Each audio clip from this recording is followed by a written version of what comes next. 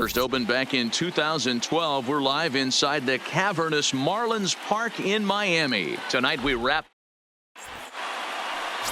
Wei-Yin Chen will be on the bump for Game 2 of the series. What do we need to know here, Danny?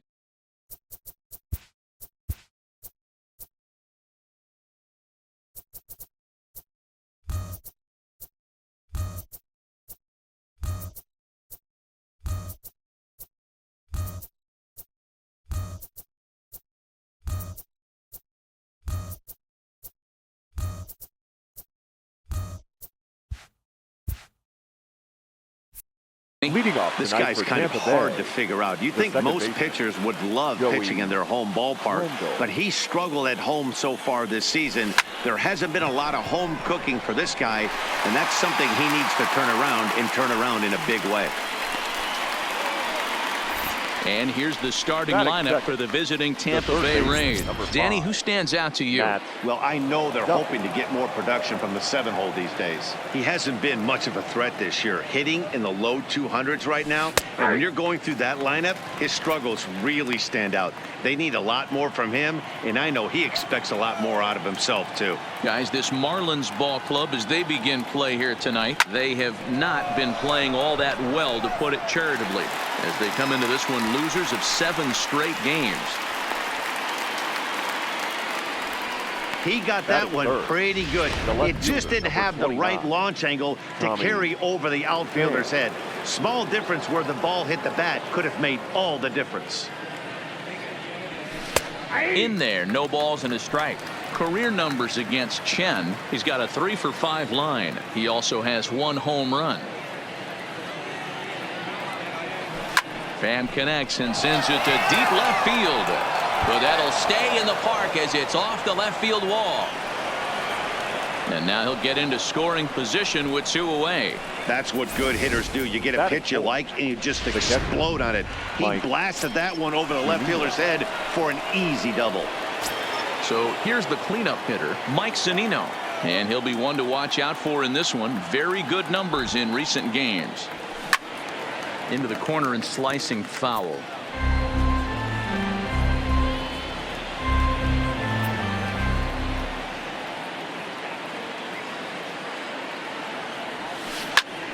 And nothing will come of the 2-out double as the inning is over. Danger.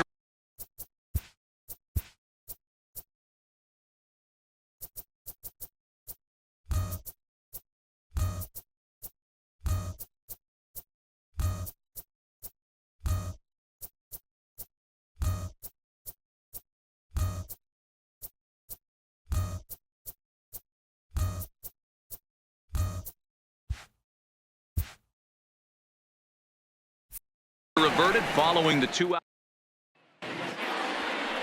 Zach Wheeler, a right-handed Georgia native, gets the starting nod. Dan Plesac, what's the word on him? Wow, he was awfully good in his last one. A complete game victory. We'll see if he'll be as good in this one as he was in his previous start. Duffy is under it, makes the play, 1 away. We have a moment here in Miami to take a look at the Marlins starting lineup. Dan, who do we keep an eye on? Yeah, you know, I love what the Grandy man, Curtis Granderson, does for this ball club. The guy is in the middle of the lineup, and when he's in the middle, things just happen. Guys in front of him get on, he drives them in, and if not, he has the ability to get things started and set the guys up behind him. He's a force. 1 out, nobody on. Inside and high with that one. 1 ball, 2 strikes. So let's take a peek at our umpiring crew in this one. Working the plate is Larry Bullard. Hey, behind the dish, D-Row, Larry Bullard. Pretty standard guy. Works it. The only problem, I think, at times, hitters have a little bit difficult time. He'll give a little bit on that inside corner and outside corner. Not very consistent. Yeah, but Larry's approachable. That's the one thing. If you turn around and say, as far as you're going on the outer half, he's usually going to tell you. Another strikeout for him on the mound, and boy, is it fun to watch him go about his business. No doubt, Matty. He's one of my favorites, mostly because of his stuff. You know, he can absolutely dominate on any given day because of what he offers up there. It's just... And the throw to first is there. The inning is over.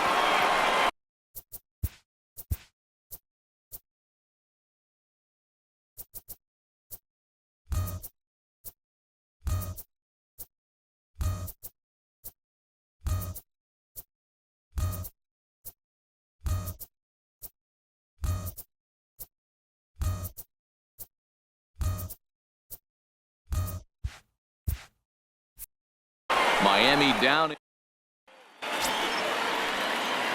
Stepping in, Daniel Robertson, who currently sits tied with Paul Molitor's hitting streak from the '87 season, has some of the all-time leaders in the category in his sights now.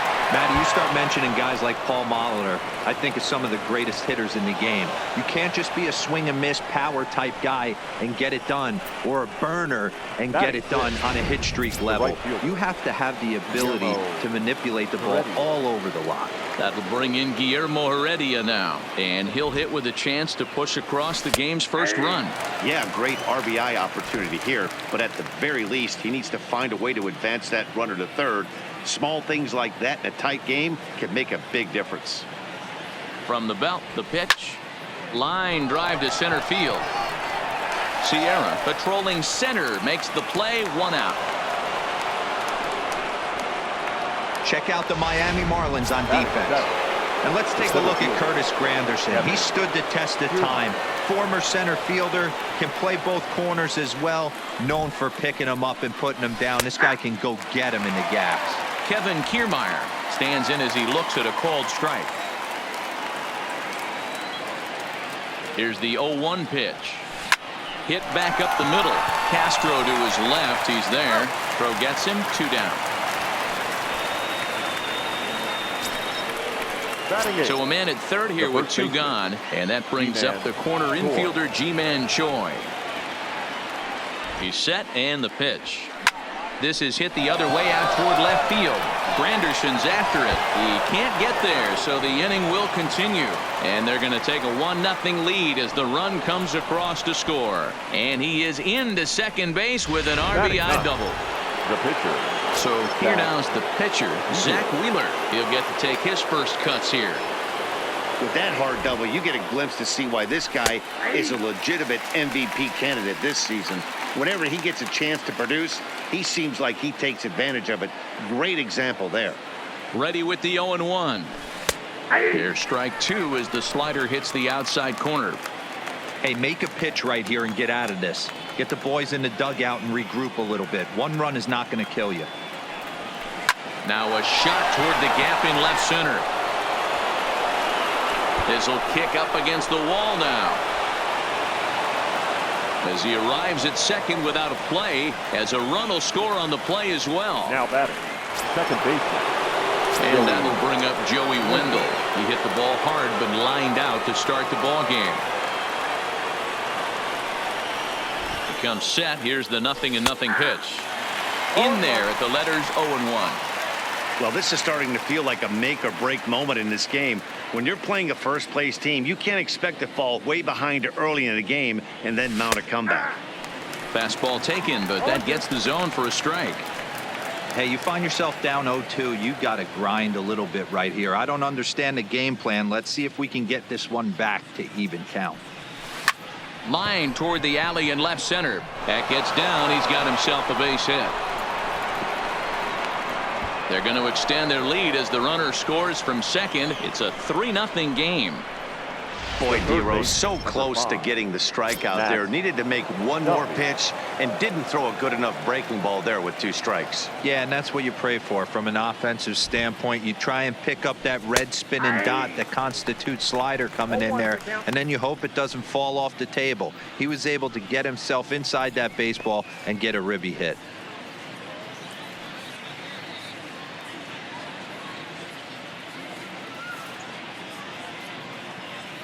Ready with the 0-1 pitch. Fastball called for strike 2. 3 runs already home here.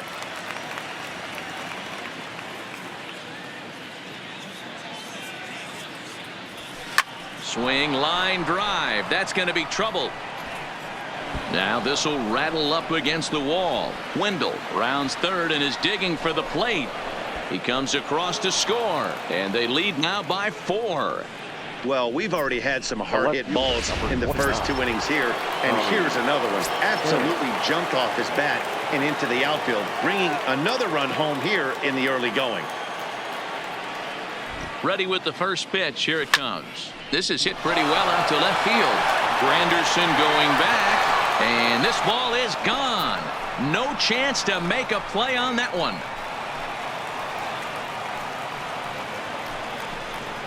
2 runs on the board after the home run by Tommy Pham. 19th home run for him on the season. As they pile on, it's now 6-0. I think if this pitch would have been a little higher and in on his hands, it would have been effective. But he left this one belt high. Big mistake. He's a guy that will feast on belt high pitches on the inner half, which is pretty obvious now.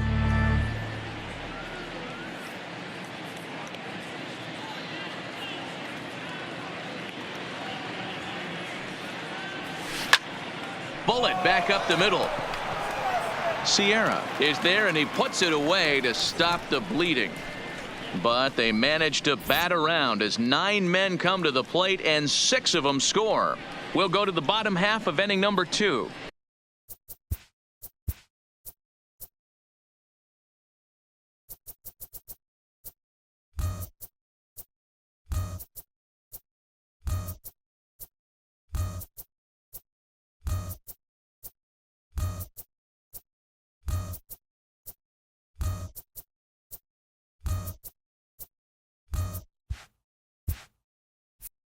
It's the Rays 6 and the Marlins nothing. In is Curtis Granderson. He starts the inning, and Dan, they're down 6 in the early going. So what do they need to do to claw back into this thing? Well, first of all, Matt, I think they need to start to get some base runners. It's hard to be patient when you're down by 6, but base runners are the key to getting back into this one. Fastball, and he's quickly in the hole. 0-2. Boy, that's a tough pitch to take right there, right down the middle. But I think that happens when you're facing a good pitcher like this guy. The last thing you're expecting is one right down the pipe, and unfortunately, he let that one go, and he'd like to have that pitch back to take a good swing at that one. Swung on and missed. He didn't even come close to contact on a ball way out of the zone. 1 out. All right, let's take a look at the Tampa Bay Rays on defense. And guys, the things I want you to focus on today, one of them being this manager loves to shift. He has the pitching staff to trust to be able to manipulate his defense to try and get as many outs and play the numbers as much as he can. Right there for strike 1. Bases are empty, 1 man out. 1-1 now the count to the Marlins first baseman.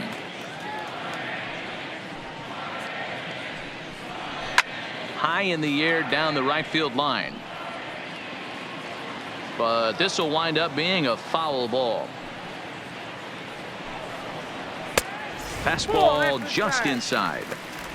Well, 2 straight fastballs inside haven't put him away. So now it'll be interesting to see what he turns to. Fouled away. Here's another 2-2. The slider is laid off on the inside as it just misses the zone. That's a great take right there. Great pitch recognition to let that one go.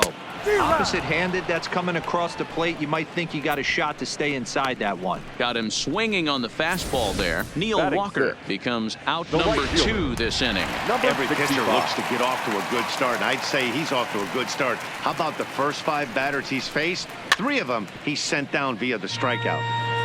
Striding in, Gabby Guerrero. And as you check out his righty-lefty splits, no surprise that he hits better against southpaws than he does against right-handers.